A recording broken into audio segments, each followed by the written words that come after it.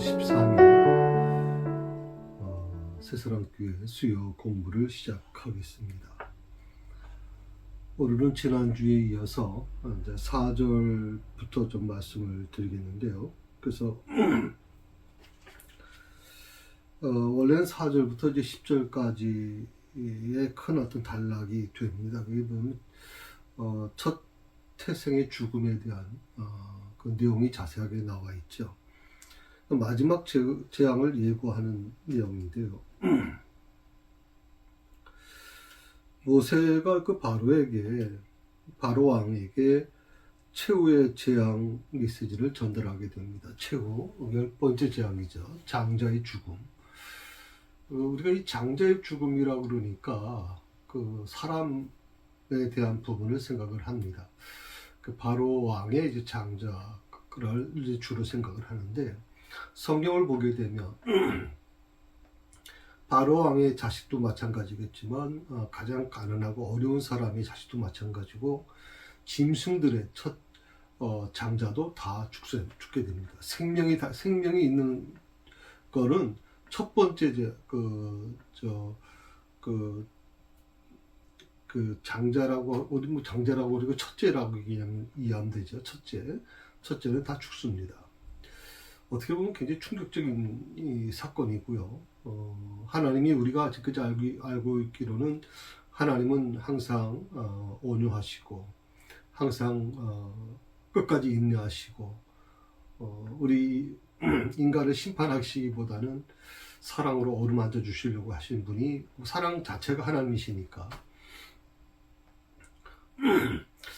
그런 하나님께서 오늘 말씀에 보게 되면 무적입니다.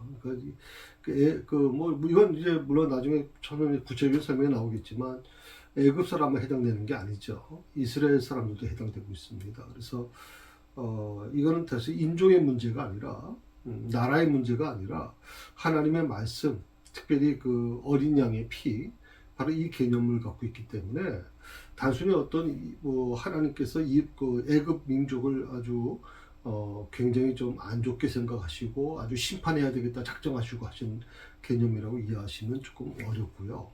그렇게 이해하지 마시고 예수님의 그 어린 양의 그 예고죠, 예표죠. 바로 그 부분, 어린 양의 피의 그 속죄에 대한 부분이 있기 때문에 그 부분을 좀 우리가 이해할 필요가 있다고 생각을 합니다.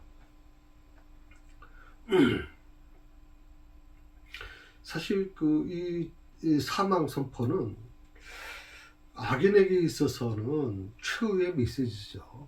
최후의 메시지입니다. 죽는 것만큼 마지막이 어디 있겠습니까? 보통 요즘에 이 죄수들 같은 경우에도 보통 사형 집행이 잘 이루어지지 않다 보니까 사형 선고를 선진국에서는 잘 안 하죠. 그 경우에는 이제 그 최종 사형 그 다음에 있는 무기징역이라든지 이렇게 이제 형벌을 내리는데, 무기징역을 받을 때도 물론 힘들겠지만 무기징역을 받는 그 죄수가 사형 선고를 받게 되면 굉장히 충격이 온다, 그렇게 얘기를 해요. 굉장히 충격이 온다고. 그러니까 사람이 죽는다는 거, 사망이라고 하는 이 단어가 굉장히 큰 의미를 주고 있는 거죠. 오늘 4절의 말씀을 한번 보실까요? 11장 4절에 있는 말씀을 같이 읽어봅시다. 모세가 바로에게 이르되 여호와께서 이와 같이 말씀하시기를 밤중에 내가 애굽 가운데로 들어가리니. 오늘 그러니까 하나님께서 모세에게 아주 바로에게 이렇게 얘기해라 하는 거예요. 그러니까 지금까지는 사실 하나님께서 모세를 통해서 기적을 베푸시기도 하고 재앙을 주로 이제 모세를 통해서 이제 시작하지 않으셨습니까? 그런데 이 10번째 재앙만큼은 모세 바로에게 전하라는 거죠. 여호와께서 이같이 말씀하시기를 말씀 중에 밤중에 내가 애굽 가운데로 들어간다. 그러니까 하나님이 직접 이 심판을 하시겠다는 뜻을 선포한 거예요. 두렵죠. 굉장히 두려운 겁니다, 이거. 특히 밤중에라고 하는 이 단어, 그러니까 뭐 사실 이 단어가 뭘 의미하는 것일까? 왜 하나님은 밤중에 그 애굽으로 들어가신다고 말씀하실까? 뭐 심판이라는 게 이 장자의 죽음이라고 하는 것을 낮에도 가능할 것이고, 뭐 그게 뭐가 문제가 있겠습니까? 하나님께서 낮에는 처사를 부리지 않으시나요? 얼마든지 처사를 부리실 수 있는 분인데 왜 밤중에 그렇게 하실까? 이 사람들이 사실 낮보다는요, 어두움을 굉장히 두려워하죠. 그러니까 마지막 재앙이 밤중에 내린다라고 하는 것은 그 두려움이 가중되고 있다는 것을 의미하는 거예요. 두려움이 가중되죠. 낮에 겪는 것보다는 밤이 더 두려운 겁니다. 예, 그래서 사실은 그 자연세계 동물의 왕국에도 보면 낮에보다도 밤에가 무섭지 않습니까? 이 밤에가 이제 주로 사냥이 이루어지기 때문에 굉장히 밤을 지새는 게 굉장히 무섭다고 생각을 하는 거죠. 그래서 두려움이 가중되는 효과가 나타난다, 이렇게 말씀하고 있어요. 그러니까 하나님의 말씀에 순종하지 아니하는 자들은 오늘 이 말씀처럼 밤중에라고 하는 이 단어처럼 언제가 반드시 공포의 밤이 될 것이고 죽음의 밤을 맞이하게 될 것이다 라고 하는 것을 예고하고 있다는 거죠. 그러니까 하나님의 말씀에 순종하지 않은 자, 뭐 순종하는 사람들을 얘기하는 게 아니라 순종하지 않는 자, 하나님을 대적하는 자들은 반드시 오늘 이 밤중에라고 하는 단어처럼 공포의 밤이 될 것이고 죽음의 밤을 맞이하게 될 것이다 라고 얘기하는 겁니다. 특별히 내가 애굽 가운데로 들어가리니라고 하는 이 말은요, 이 말씀은 하나님께서 애굽 땅으로 직접 내려오시겠다는 거거든요. 그리고 직접 재앙을 내리시겠다라고 하는 거예요. 왜 하나님께서 아홉 가지 재앙은 전부 모세를 통해서 하셨는데 왜 이 10번째 재앙만큼은 하나님이 직접 하시겠다는 것인가? 그래서 사실 그 의문이 생기죠. 10번째 재앙이, 그러니까 10번째 재앙과 그 전에 9번째 재앙이 완전히 다르다는 것을 의미하고 있는 거예요. 완전히 다르다는 거죠. 그러니까 9번째 재앙까지는 어떤 경고성이고 우리 육체적으로 좀 힘들게 만들 수는 있지만 생명의 위협을 주는 건 아니란 말이죠. 그런데 10번째 재앙은 인간의 생명을, 아니면 모든 짐승의 초태생의 생명을 다 취하는 거기 때문에 하나님께서 이걸 모세에게 맡기는 게 아니라 직접 이 일을 하시겠다라고 말씀하고 계세요. 그러니까 바로에 대한 마지막 타격이 모세와 아론을 통하지 않고 여호와 하나님께서 직접 수행하신다. 하나님께서 직접 이걸 행하신다라고 하는 것은 한 두 가지 의미가 있죠. 하나는 뭐냐면 그 재앙이, 하나님이 주시는 이 10번째 재앙이 아주 무섭고 두렵다는 것을 의미하는 거예요. 그러니까 지금까지 9가지의 재앙하고는 비교도 안 될 정도로 굉장히 무섭고 두려운 것이다라고 하는 것을 얘기하는 것이고, 하나님께서 직접 행하신다는 거 두 번째 의미는 치명적인 결과를 수행한다는 거예요. 치명적인 결과. 다시 돌이킬 수 없는. 그러니까 바로가 9가지 재앙까지는 어떻게든지 견뎌보려고 했고, 어떻게든지 힘들지만 그래도 마음을 돌이키지 않았는데 이 10번째 재앙에 대해서는 정말 너무 충격적이고 너무 힘든 부분이었죠. 바로가 벌벌 떨잖아요. 바로가 벌벌 떨어요. 다음 자기 후계자가 죽지 않았습니까? 그러니까 얼마나 아주 충격적이었는가 하는 생각을 하게 되죠.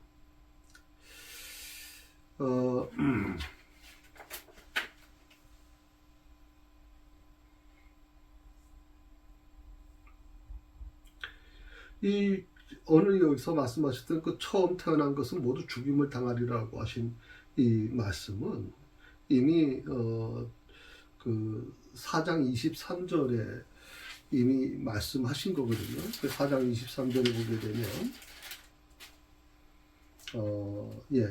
제가 읽어드릴게요. 내가 내게 이르기를 내 아들을 보내주어 나를 섬기게 하라 하여도 내가 보내주기를 거절하니 내가 내 아들 내 장자를 죽이리라 하셨다 하라 하시니라. 내 아들 내 장자를 죽이리라.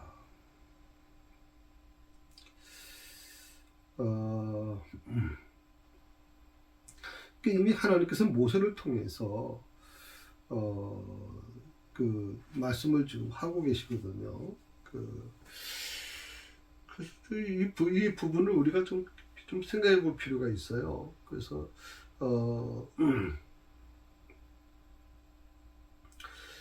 만약 바로가 또 그 애굽의 그 신하들이 이 그 약속을 지켰다면 어떻게 됐을까?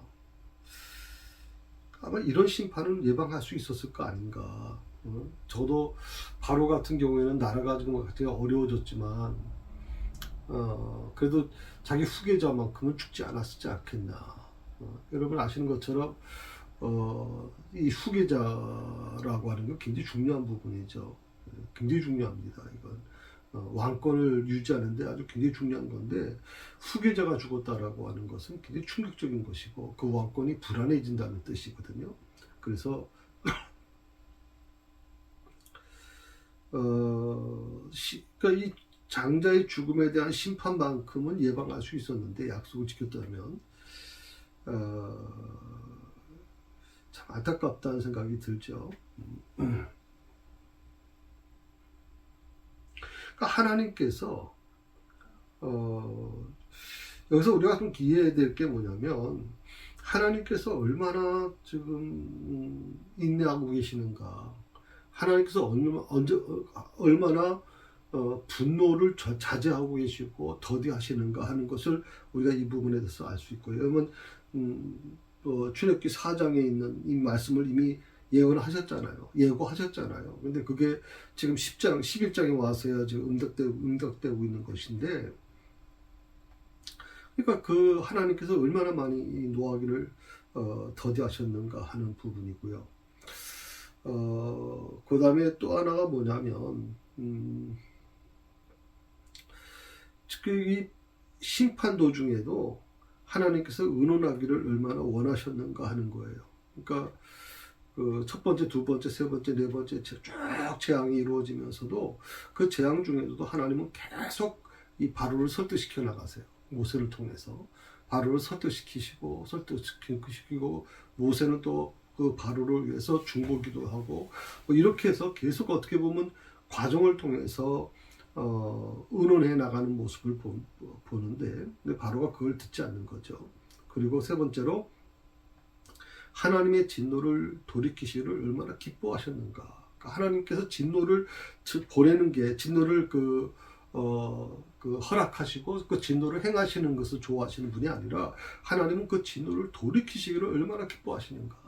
그러니까 상대방이 이미 심판을 받아야 될 대상인데, 그가 하나님 앞에 뭐 잘못을 저질렀지만 그가 회개하고 하나님께 돌아가고 자기 잘못을 인정하고 돌이키면 하나님이 그 심판을 이제 돌이키신단 말이죠. 멈추신단 말이죠. 그럴 때 그 하나님께서 아쉬워하시는 게 아니라 굉장히 기뻐하신다라고 하는 이 부분을 우리가 생각해 봐야 되겠어요. 그리고 또한 마지막으로, 사람의 생명을 얼마나 귀중히 보시는가를 깨달을 필요가 있어요. 이 생명에 대한 부분은 성경에도 보면 굉장히 중요하게 얘기합니다. 생명. 그러니까 이 생명에 대한 부분, 그러니까 함부로 사람을 해하지 말라는 것이고요. 원래 근동 지방에 있는 그 법률 자체가 하나의 어떤 그 원칙이 있어요. 그게 뭐냐면 눈은 눈으로, 이는 이라고 하는 부분을 여러분 많이 들어보셨잖아요. 근동에 있는 법이죠. 근데 이게 어떻게 보면 굉장히 잔혹하다. 그래서 뭐 눈은 눈, 이는 이라고 하는 개념으로 특히 이슬람이 또 이스라엘이 굉장히 좀 어떻게 보면 우리가 볼 때는 굉장히 강력하게 이 법에 근거해서 모든 걸 이제 해 나가는데, 근데 한편으로 보면 이런 생각도 좀 해봅니다. 사실 눈은 눈으로, 이는 이라고 하는 이 원리는 그런 보복 개념이 아니에요.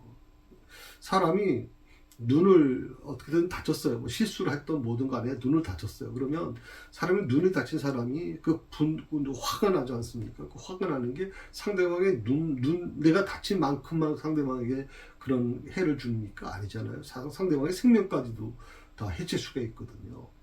그래서 이 동해보복법이라고 하는 것은 그 내가 다친 그 이상의 것을 절대 상대에게 줘서는 안 된다라고 하는 제한선을 둔 거예요. 제한선. 근데 이거를 어떻게 보면 굉장히 이용을 해서 보복하는 것이 정당한 거로 생각하는 경우가 많아요. 특히 이스라엘도 그렇고 저 이슬람 지역에 있는 곳에서도 이런 것들이 굉장히 강하게 나타나죠.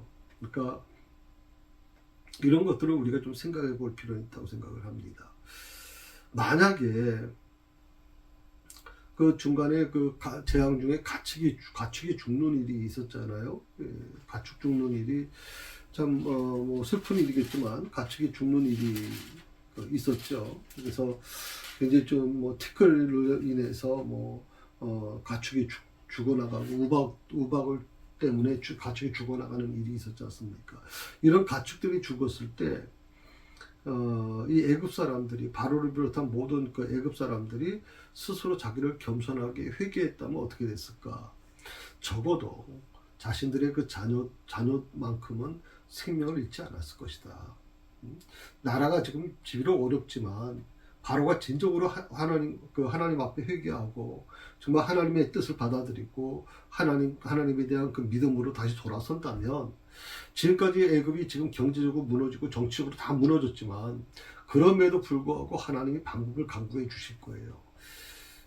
결국 이 세자죠. 요즘에 우리말로 하면 세자고 후계자가 죽는 일은 없었을 거라고 생각이 들거든요.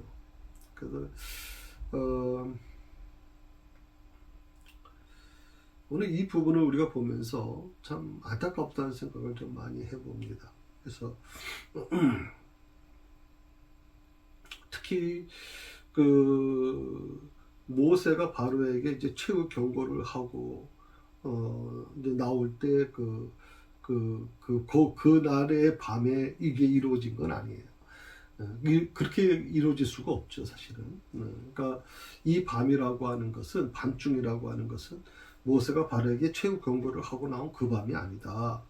왜냐하면 6월절 어린 양이라고 하는 것은 적어도 이 재앙이 일어나기 뭐 적어도 한 2, 3일 전, 3일 전이죠. 3일 전에 준비되어야 되거든요.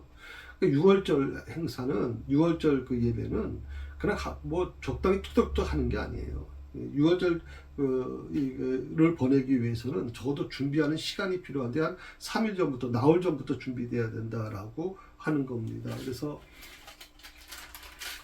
12장 3절부터 6절에 보게 되면 바로 그런 부분이 좀 나와 있어요. 그래서 이거는 이제 12장에서 다시 말씀을 드릴 거기 때문에 제가 말씀을 드리지 않겠습니다. 그래서 어린 양을 어떻게 하고 뭐 거기 쫙 보면 이제 나와 있거든요. 그래서 적어도 한 3일 정도 나흘 전부터 준비가 돼야 된다. 그러니까 따라서 오늘 그 본문에 4절에 나오는 밤이라고 하는 것은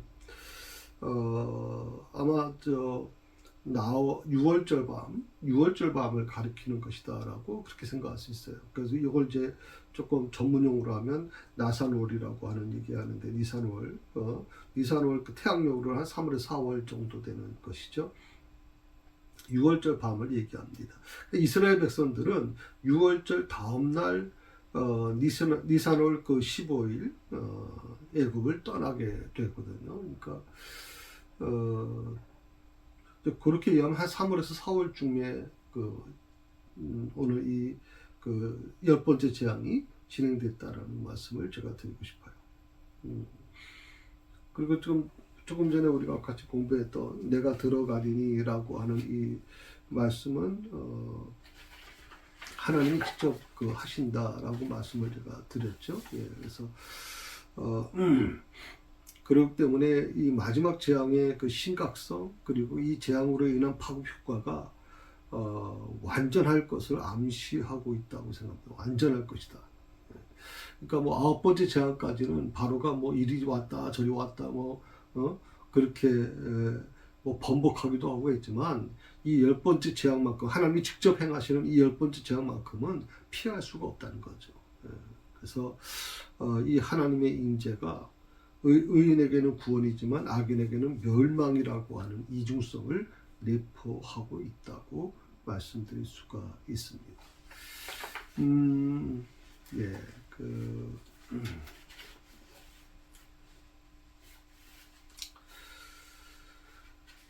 어, 그렇게 하고요. 그 다음에 지금 우리가 요번에 그 공부해야 될 게 이제 그 5절 말씀을 이제 오늘 공부를 또 추가적으로 하려고 합니다. 그래서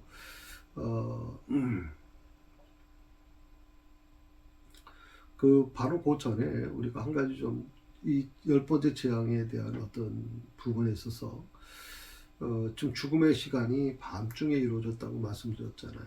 그러니까 밤중이라고 하는 이 개념을 통해서 우리가 좀 생각해 봐야 될 게, 다시 한번 조금 추가적으로 생각해야 될 게 뭐냐면, 사람이 다 밤중에는 다 잠을 자는데, 어떤 이들은 그 밤에 잠을 잘 때 죽음을 맞이하는 것이고, 어떤 이들은 아침에 개운하게 다시 일어나게 되는 거거든요.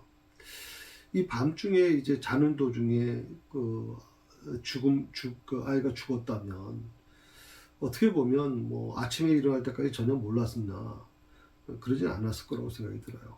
조용히 죽게 되는 것이 아니라 밤중에 온 가족이 이 첫째가 장자가 죽는 것을 보면서 소동이 아마 일어날 것이다라는 걸 이미 하나님께서는 예고하셨거든요. 소동이라, 애굽 전역이 다 소동이 일어날 거다. 소동이라는 게 뭐예요? 슬픔의 울음이죠. 눈물. 특히 이 근동 지방은 그 곡하는 소리가 굉장하거든요. 곡하는 소리가. 그러니까 애굽 전체가 그냥 곡하는 소리가 막 들렸을 거라고 생각해요. 그게 아마 그 이스라엘 백성들이 있는 고센 땅에도 들려왔겠죠. 그러니 얼마나 심각한 문제였는가 우리가 이해할 수 있겠죠. 자, 5절 한번 말씀을 보십시다. 5절. 11장 5절입니다. 같이 있습니다. 애굽 땅에 있는 모든 처음 난 것은 왕위에 앉아 있는 바로의 장자로부터 맷돌 뒤에 있는 몸종의 장자와 모든 가축의 처음 난 것까지 죽으리라.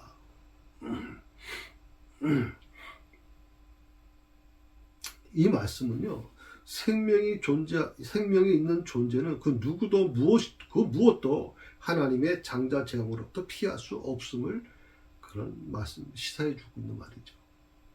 생명이 있는 존재, 생명이 있는 존재. 뭐 단순히 뭐 가축의 개념을 뛰어넘을 겁니다. 그 애굽 지역에 살고 있는 모든 생명이 붙어 있는 것은 첫째는 전부 다 죽음을 당했다라고 하는 것이죠.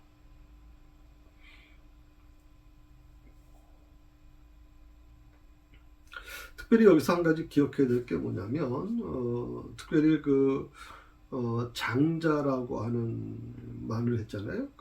어제 처음 난 것. 그래서 바로의 장자로부터, 장자라고 하는 개념, 우리가 잘 아는 것처럼 이제 가부장 중심의 사회에 있었던 어떤 그런 부분들이죠. 특히 장자권이라고 하는 굉장히 중요하다고 생각했잖아요. 그 야곱이 장자권을 얻기 위해서 형 에서를 속일 정도로 또 뭐 대단하죠. 그 야곱의 축복받을 때도 장자권으로 축복받지 않습니까? 왜냐하면 이 장자라고 하는 것은 크게 한 두 가지를 생각할 수 있어요. 첫째, 가문을 잇는 계승자다. 가문을 잇는 계승자. 또 하나는 뭐냐면 가문의 대표자예요. 계승자이면서 대표자예요. 대단한 거죠. 대단한 겁니다. 그렇기 때문에 이 장자에게는 다른 형제들보다 아주 막중한 책임이 주어졌고요. 막중한 책임이 주어지는 만큼 그만큼 더 많은 권위와 재산이 주어졌다라고 하는 거예요. 우리나라도 뭐 한 70년대만 해도 70, 80년대만 해도 장자권을 인정해 줬죠. 장남이 제일 많이 받잖아요. 그 다음에 이제 순서부터 이렇게 차등해서 이루어졌잖아요. 근데 한 80년대, 90년대쯤 이 법이 바뀌어서 자녀들에게 동일한 어떤 이루어졌고요. 다만 이제 부모님을 모시고 있던 자녀에게는 조금만 혜택이 있는 건, 제가 법을 잘 몰라서 잘 모르겠습니다만, 부모님을 모시고 있었던 자녀에 대한 어떤 그런 플러스는 있지 않았겠나 생각을 하죠. 그리고 2000년대 가까이 와서는 여성과 남성의 차별이 없어지고 여성도 남자 형제들과 똑같이 받게 되는 그런 부분이 생겼죠.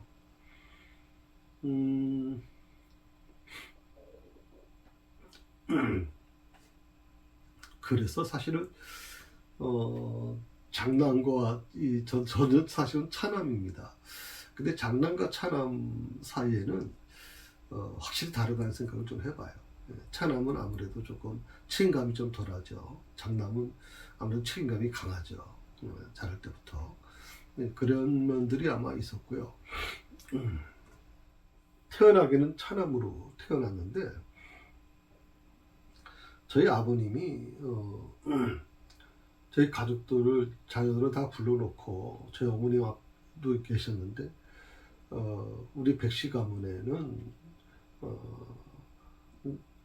우리 임범 목사가 그 가문을 이어가는 믿음의 가정이 됐으면 장자가 됐으면 좋겠다라고 그렇게 유언을 남기셨어요. 제 어머님이 이제 그런 얘기를 저한테 하셔서 저희 아버님이 돌아가시고 나서 제가 이제 이제 사망 진단서 사망 거 다 접수해야 되니까 그때 제가 형한테 이런 이야기를 했습니다. 내가 그 경제적인 부분에 대해서만은 어머님에게 드리는 것 외에는 모든 걸 다 포기하겠다. 난 경제적 재정 유산이나 이런 거 안 받겠다. 그러니 형이 그걸 갖고 대신 그 장난권을 나한테 좀 넘겨달라. 그래서 법적으로 그렇게 됐어요. 호주를 제가 승계를 했어요. 지금은 요즘 가족 증명서로 바뀌면서 호주제가 이제 별로 나타나 있지 않지만 제가 이제 그 보관하고 있는 거에는 호주가 제 이름으로 돼 있어요. 호주권이. 제가 우리 자녀들한테도 이제 그 얘기를 합니다. 재산보다도 더 중요한 것은 바로 그런 것이다.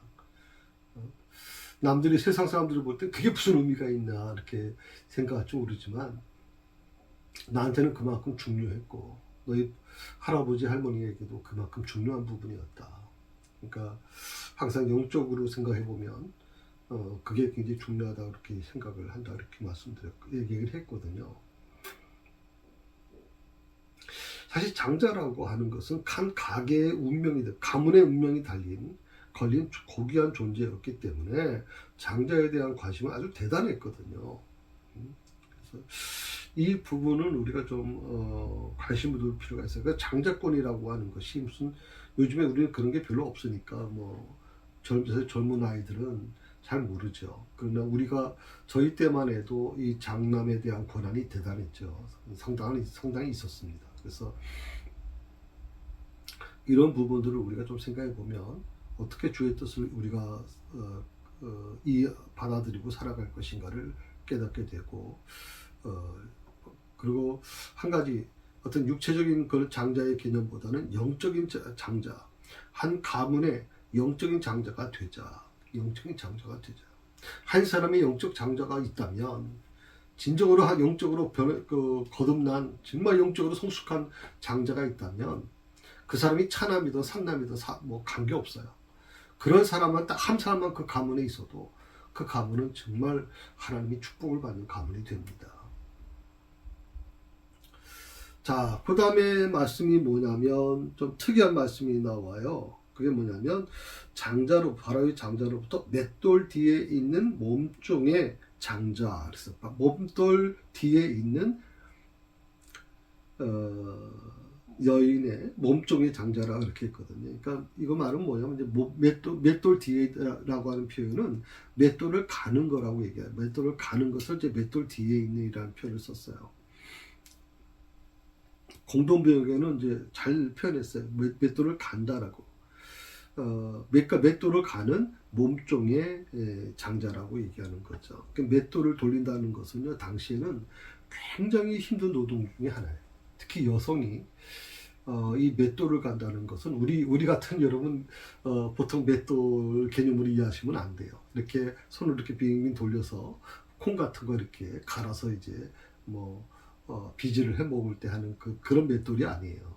이스라엘의 맷돌은 어마어마하게 큽니다. 그래서 곡식이 있으면 곡식을 탈곡하기 위해서 보통 이제 소나 뭐 말 같은 것들이 이제 당나귀나 이런 것들이 이제 도는데 그런 게 없으면 이제 사람이 그 고리를 메고 사람이 이제 돌게 돼 있거든요. 그러니까 여러분 당나귀나 이런 그 가축들도 굉장히 힘들어하는 게 바로 이 맷돌을 돌리는 거거든요. 그러니 사람이 그것도 여성이 돌린다면 이게 얼마나 힘든 것일까요? 그러니까 맷돌을 돌리는 아주 중간 노동을 하는 여인, 비천한 신분의 종들을 의미하는 거거든요. 보통 이런 일을 하는 사람들이 이제 종이나 포로, 죄수들 이런 사람들이 이제 그 일을 하고 있는 겁니다. 우리가 이거 좀 잘 좀 알 수 있는 것은 이제 삼손이 포를 눈을 이제 삼손의 눈을 빼잖아요. 그래가지고 장님이 되잖아요. 그리고선 바로 이 맷돌 돌리는 일을 맡겼거든요. 그래서 삼손이 계속 이 맷돌을 가는 거거든요. 하루 종일 맷돌을 돌리는 거예요. 정말 이게 힘든 노동이라고 생각하시면 됩니다. 근데 여기서 한 가지 우리가 중요한 사실을 갖게 되는 것은 바로의 장자나 그리고 맷돌 뒤에 있는 몸종의 장자나 이렇게 나왔거든요. 그러니까 바로의 장자는 최고점에 있는 자고 맷돌 뒤에 있는 이 몸종의 장자는 정말 천한 신분에 있는 사람이란 말이죠. 그러니까 특히 애굽에 살고 있는 사람들은 부자나 가난한 자나 권력 있는 자나 권력 없는 자나 지식이 있는 자나 지식 없는 자나 누구나 그들에게 속하는 모든 가축들까지도 다 하나님의 장자 재앙으로부터 피할 수 없었다라고 하는 겁니다.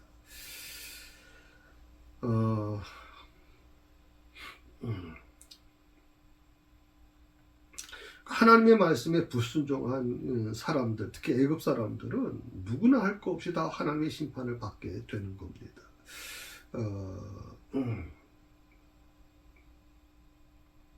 특히 장자가 한 가정을 대표하는 자라면 한 가정을 대표한 자가 죽었다는 것은 애굽에 임한 이 장자 재앙이라는 것이 모든 애굽 사람들이 하나님의 심판을 당한 것과 같다라고 하는 거예요. 모든 장자의 죽음이라고 하는 것은 모든 애굽인들이 하나님의 심판을 당한 것과 같은 거. 그러니까 장자는 대표를 얘기하기 때문에 모든 것을 의미한다고 봐야 되겠어요. 그러니까 하나님의 말씀에 불순종한 애굽인들이 누구나 할 거 없이 다 하나님의 심판을 받는다라고 하는 겁니다.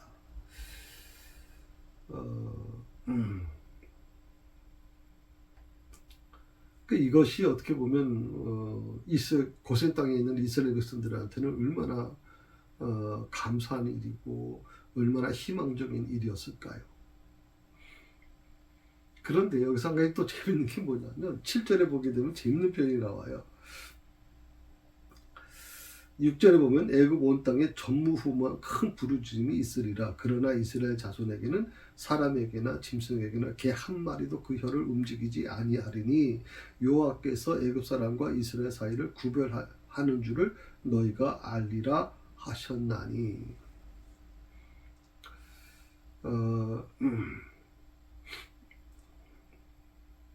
6절에 보면 이제 그 큰 부르짖음이다. 보통 이걸 한자어로는 곡성이라고 얘기하는데 큰 곡성, 큰 부르짖음. 개역 개정은 부르짖음이라고 표현을 했어요. 그 애굽인들의 장례 풍습 중에 하나예요. 이게 큰 부르짖는 거. 그래서 제가 조금 전에도 말씀을 드렸지만 이 장자의 죽음, 밤중에 죽었을 때 각 가정마다 막 통곡 소리가 나타났을 거 아니에요. 그러니까 곡하는 소리가 분명히 곡성 소리가 들렸겠죠. 그게 말씀드린 것처럼 그러니까 조용히 슬피 우는 게 아니에요. 이 근동 지방 사람들은 특이한 발성법을 갖고 있어요. 특이한 발성법. 그래가지고 이 아주 여성들 같은 경우에는 아주 최고음으로 하는 그런 곡을 내요. 우리나라도 뭐 과거에는 그렇게 했죠. 뭐 아이고 아이고 이렇게 하면서 막 그 우는 소리를 하잖아요. 곡하는 소리를 하잖아요. 그러니까 우리는 사실 별거 아니에요.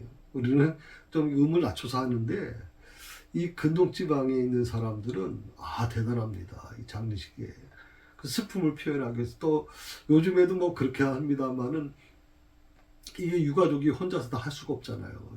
그거 하고 나면 하루면 다 지쳐버리는데. 그러니까 이게 돈 주고 사는 겁니다. 사람을 사가지고 곡만 전문적으로 하는 사람들이 있어요. 그 사람들이 이제 돌아가면서 곡을 하는 거죠. 그러니까 이런 부분 때문에 밤중에 사랑하는 아들이 죽었다. 그것도 장남이다. 후계자다. 여러분 충격적인 거죠. 그러면 그 슬픔이나 이름 말할 수 없기 때문에 그 슬픔이 아주 심한 곡으로 이제 나오게 되는 거죠. 몸부림치면서 두 손으로 그 가슴을 치고 보통 그렇게 곡송할 때 그렇게 한다고 그래. 가슴을 두드리고 두 손으로 슬픈 소리를 낸다. 슬픈 소리를 내서 우는 것이다. 라고 그렇게 표현을 했어요.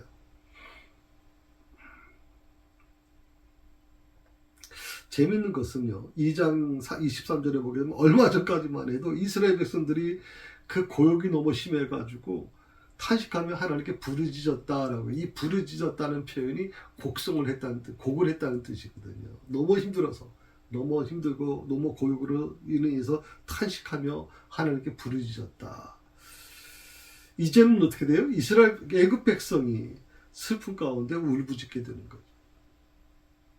처음에는 이스라엘 백성들이 곡했는데 이제는 애굽 사람들이 곡을 해요. 그래서 이 곡송은요, 단순히 장례식 등에서 볼 수 있는 그런 울음소리가 아니래요. 학자들에게 들어보면 이게 단순히 그것도 제가 조금 전에 말씀드린 것도 대단한 거거든요. 장례식에서 막 그 곡을 할 때 그 소리는 아주 뭐 어마어마하거든요. 근데 그건 비교도 안 된대. 애굽의 모든 가정에서 동시에 발해지는 이 울부짖음이라고 그랬거든요. 곡성이라고 그렇게 얘기했거든요. 부르짖음. 한 가정에서 이루어지는 것도 아니고 각 가정에서 모두가 다 이런 곡을 울부짖을 정도면 얼마나 애굽 지역이 정말 발칵 뒤집혔을까. 뭐 애굽 왕궁에서부터 이제 곡소리가 났을 것이고 뭐 좀 사방이 아주 엉망이었을 텐데. 그런데 여기서 이제 재밌는 표현이 하나가 나와요. 그게 이제 7절에 있는 말씀인데 재밌는 게 이스라엘 자손의 땅에는 사람에게나 짐승에게나 개도 그 혀를 움직이지 않을 것이다 라고 말씀하셨거든요. 그러니까 예굽 땅에는 이 곡 소리가 들렸죠. 곡은 뭐냐면 이제 그 혀를 움직이는 거거든요. 혀를 움직여서 막 슬픔을 이제 그 표현해내는 건데 그 혓바닥이 막 입천장에 오르내리면서 특이한 아주 소리를 내는 거거든요. 근데 이게 사람에게나 짐승에게나 개도 그 혀를 움직이지 않을 것이다 라고 했으니까 아무 일도 없었다는 뜻이에요. 이스라엘 땅에는 아무 일도 없었다. 여기서 그 개도 그 혀를 움직이지 않으리라고 하는 말은 이 움직이다라고 하는 이 히브리어 원어에 보게 되면 움직이다라고 하는 뜻의 그 원어의 뜻은 분발하다, 날카롭게 만들다. 분발하다? 날카롭게 만들다라고 하는 게 마침 무슨 좀 표현이 좀 그렇긴 한데, 이거는 이렇게 아마 우리가 좀 해석할 수 있을 것 같아요. 개가 어떤 변화에 대해서 날카롭게 짖는 그런 모습 상태. 이걸 이제 강조하는 건데, 그런데 그 개가 혀를 움직이지 않았다라고 하는 부분은 전혀 그런 일이 없었다는 거죠. 그러니까 개가 날카롭게 아주 예민하지 않습니까? 개가 아주 멀리서도 소리를 다 듣잖아요. 그러니까 그런 상태가 전혀 없었다는 거죠.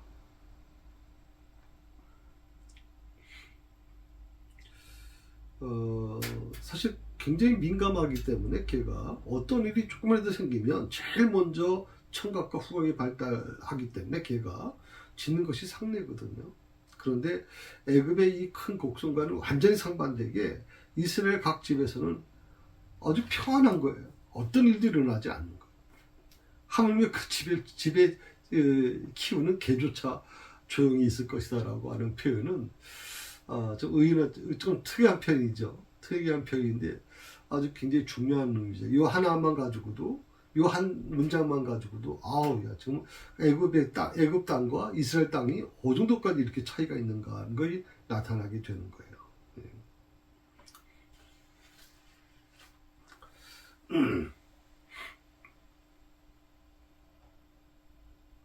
하나님께서 천사들이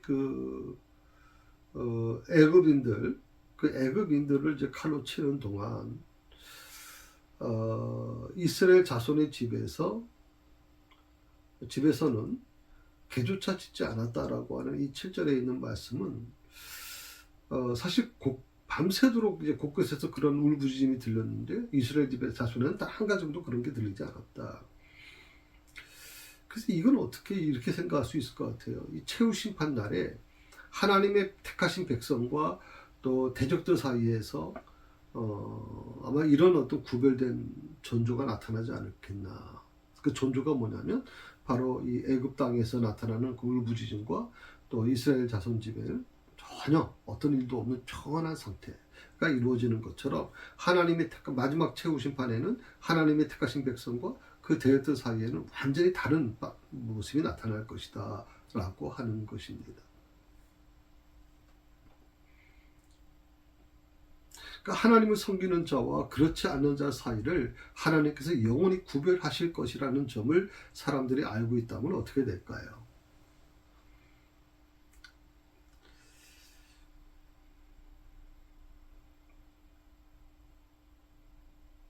애굽인들처럼 신앙을 아주 무시하고 또 무관심할까요?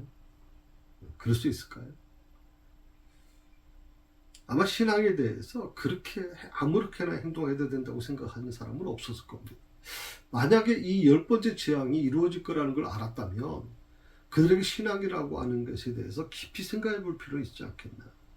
저는 그런 생각도 좀 해봤습니다. 물론 애굽 사람들 중에서도 그 하나님의 그 10가지 재앙을 겪으면서 이스라엘로 기여한 사람들, 이스라엘이 그 애굽을 나갈 때 같이 따라 나온 사람들도 꽤 있었거든요. 물론 이제 그들이 신앙을 완전히 바꾸고 절대적인 하나님을 의지했다라고 완전히 장담할 수는 없지만 아무튼 그들이 이스라엘은 뭔가 다르다. 이스라엘과 함께 하시는 여호와 하나님은 뭔가 다른 분이다라는 걸 알아서 그 신앙을 좀 자기 것으로 체험하려고 하는 부분이 아마 있었을 거라고 생각을 해봅니다. 자, 그 하나님을 섬기는 자와 그렇지 않는 자 사이를 하나님께서 영원히 구별하실 것이라는 점을 알고 있다면 말이요. 우리 사회가 그런 사람들이 있다면 어떻게 될까요? 과연 저 100만 명, 200만, 300만 명 가나안 교인들이 존재할 수 있을까요? 참 많은 생각을 좀 해보게 하는 거죠.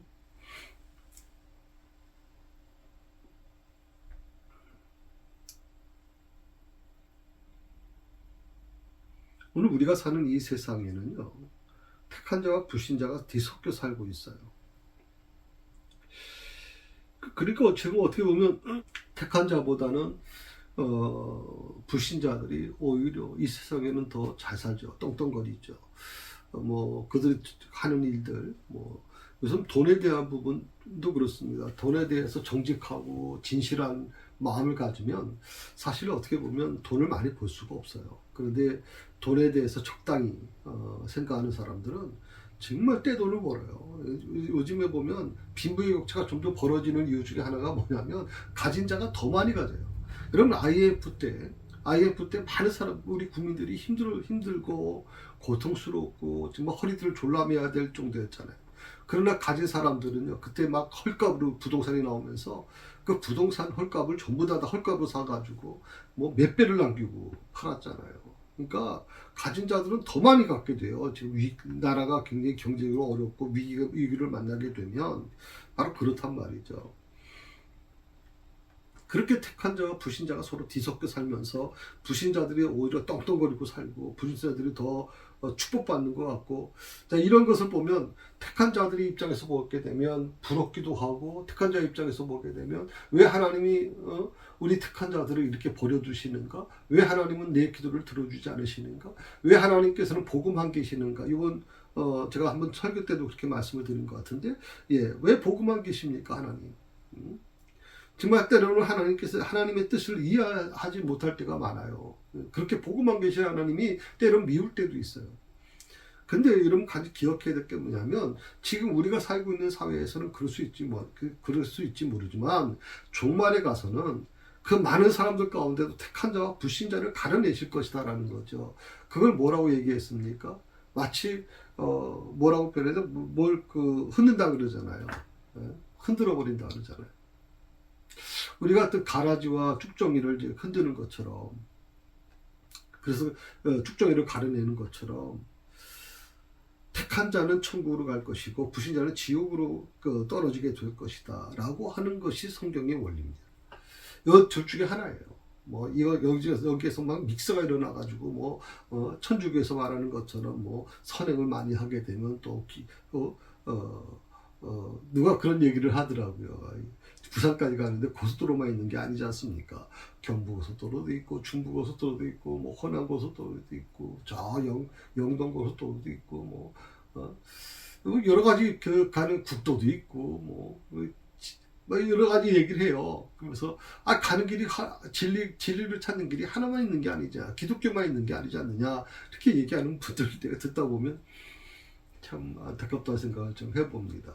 여러분, 택한 자와 불신자는 딱 하나로 나눠집니다. 택한 자는 천국으로 가는 거고 불신자는 영원한 지옥으로 가는 거죠.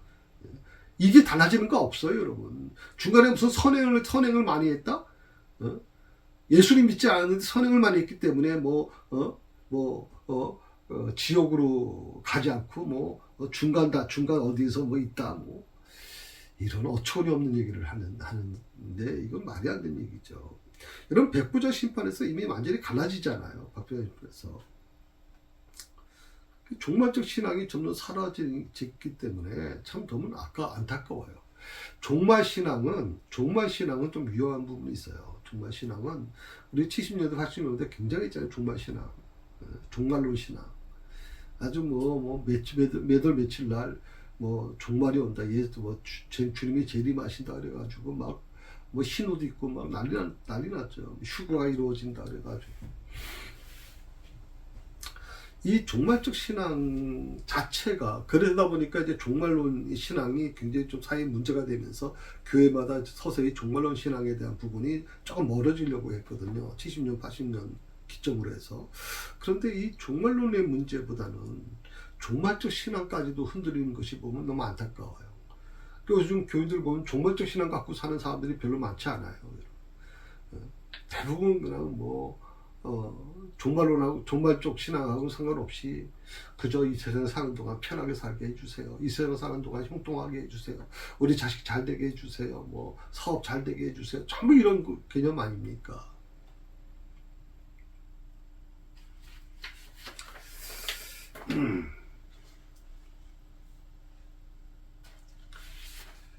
자,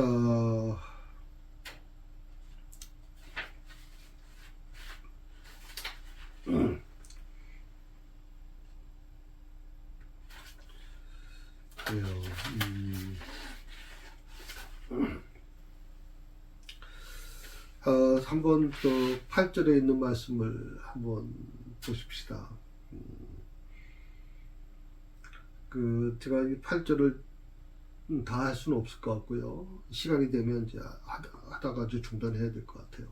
8절 말씀을 같이 읽습니다. 왕의 이 모든 신하가 내게 내려와 내게 절하며 이르기를 너와 너를 따르는 온 백성은 나아가라 한 후에야 내가 나가리라 하고 심히 노하여 바로에게서 나오니라.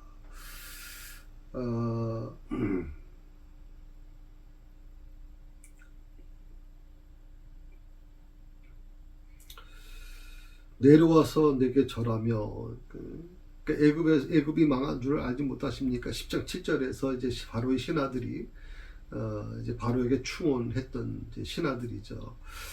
장자의 재앙 이후에는 이 충원했던 이 신하들이 굉장히 심각해졌어요. 장자의 죽음 앞에서 자신의 자리를 박차고 일어나서 모세에게 완전히 굴종하여, 여기 말씀해 보니까 그 신하가 내게 내려와서 내게 절하며 이르되, 절하며 이르되, 놀라운 일이죠. 예. 예를 갖추게 될 것이라는 말이에요.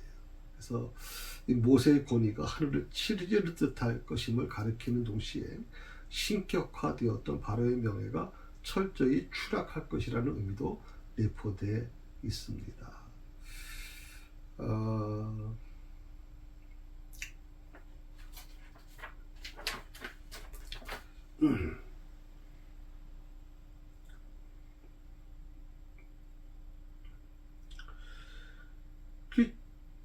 어떻게 보면 이제는 정반대가 되는 거예요. 그렇게 모세 앞에 당당했던 자들이 겸손히 굴복하고, 또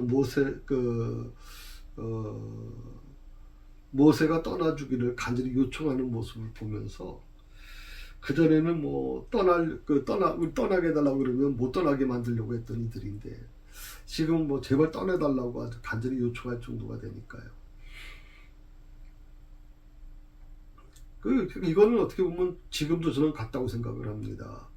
그들이 내려와 절을 하려라 하는 이 말씀 속에는 하나님과 또 하나님이 택하신 백성 이스라엘에 대한 교만한 적들이 결국에는 굴복하게 될 것이라는 거. 계시록 3장 9절에 보게 되면 마지막 때가 되면 하나님이 택한 백성들을 하나님이 지키셔서 하나님이 택한 백성들 앞에서 모든 것이 굴복하게 될 것이다 라고 얘기하잖아요. 계시록 3장 9절 한번 보시겠어요? 제가 한번 읽어볼게요. 계시록 3장 9절.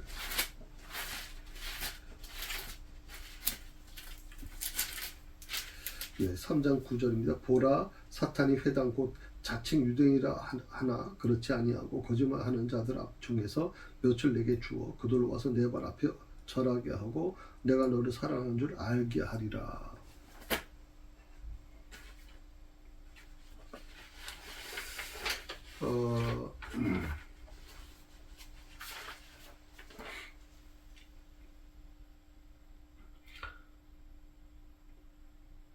그리고 또 하나 뭐냐면, 결국 하나님과 택하신 이스라엘 백성에 대한 이 교만, 대적했던 교만한 적들이 결국에는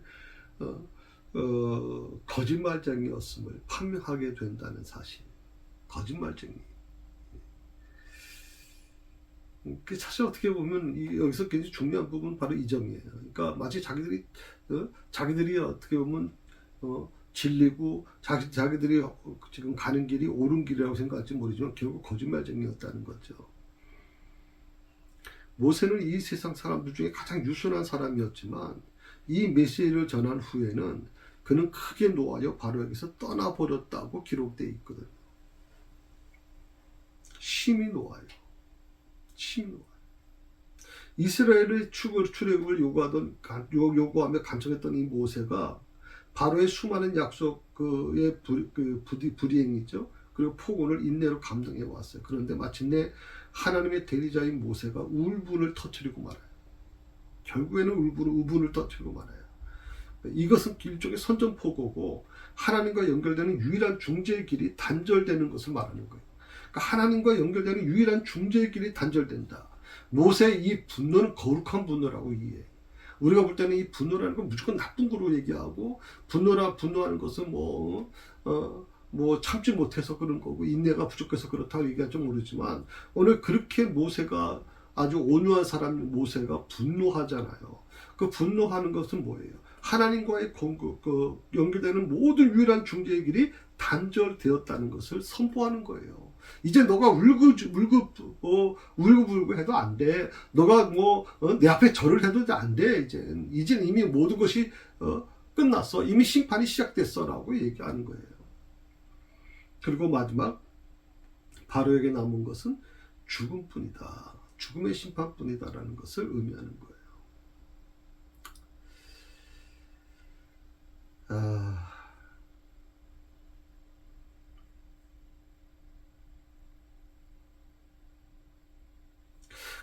모세는요, 그동안 수없이 이제 재앙을 통해서 기적을 이제 일으켰기 때문에, 자신이 모세에게, 바로에게 하나님의 뜻을 전했잖아요. 이제 이 첫 태생의 죽음을 경고하잖아요. 그래서 순응할 것이다라고 아마 기대했던 것 같아요. 그런데 그 경고가 아무런 성과도 없으니까, 그 모세가 이제 분노하게 됐어요. 그런데 이 분노한 모세를 바라보며 그 애굽의 나라 바로의 그 신하들 중에서도 어떻게 보면 이 모세의 분노를 바라보면서 겁이 나는지 오히려 이제 모세에게 찾아와 굴복하고 그렇게 하는 모습들을 이제 지켜봅니다. 조금 전에 말씀드린 것처럼 이스라엘이 이제 애굽 출애굽할 때 애굽 사람들도 거기 포함되어 있었거든요. 잡벗이라고 이렇게 표현을 했는데 많이 포함되어 있었습니다. 수백만 명 중에는 애굽 사람이나 다른 어떤 노예 민족 중에서도 일부 포함되어 있었기 때문에 그런 분들이 아마 같이 나오지 않았겠나. 왜? 애굽은 더 이상 희망이 없으니까. 그런 의미로 아마 우리가 보면 되지 않겠나 생각이 듭니다. 훌륭한 사역자들이 아무리 적당한 경고를 주어도 백성이 듣지 않고 그 재앙을 막을 수 있는 온갖 방법을 제시해 주는데도 불구하고 파멸의 구렁텅이로 달려가기만 하는 것을 우리가 좀 명심했으면 좋겠습니다. 그래서 에스겔도 이스라엘 백성이 그의 말을 듣지 아니라는 하나님의 말씀을 듣고 나서 근심하고 분한 마음으로 갔다 그렇게 얘기했거든요. 에스겔 3장에 보게 되면 하나님께서 이미 말씀하셨어요. 내가 전에도 이스라엘 백성들이 내 말을 듣지 않을 거다라고 하나님께서 말씀하시니까 이 에스겔이 아주 근심하며 분한 마음으로 갔다. 분한 마음. 이 분한 마음이 모세가 갖고 있던 마음이 아니었을까 생각을 해봅니다. 예. 오늘 8절까지 말씀을 여러분 같이 나눴고요.